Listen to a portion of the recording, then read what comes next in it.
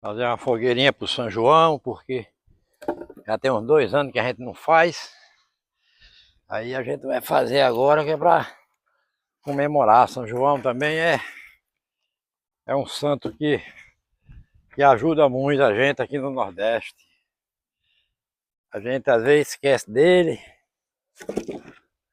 mas eu não esqueço não, é por causa da correria, de tudo que a gente...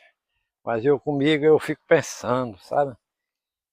Eu não comento porque às vezes as pessoas não entendem e acham que a gente é beato, quer viver dentro de uma igreja e tudo, e não é verdade. A coisa mais difícil do mundo é eu ir numa igreja.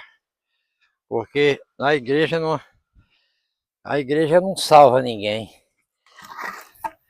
Quem salva é Jesus Cristo. Eu não sou muito de estar na igreja não. Dificilmente eu ir. Mas eu admiro quem vai, quem está lá todo dia. Mas eu acho que a igreja hoje está... As pessoas só se preocupam com a vida dos outros. Sabe, você vai para a igreja, as pessoas ficam te olhando de cima a baixo. Não presta nem atenção que o padre está falando.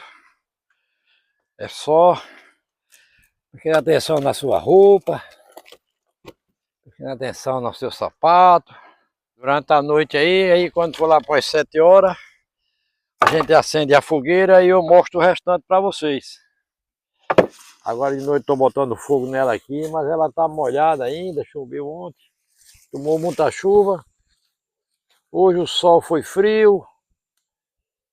Então ainda não tá bom, mas vou tentar aqui botar fogo e ver se ela pega. Vai dar certo. Já vou botar aqui uma palha de coqueiro aqui. Aí ela pega.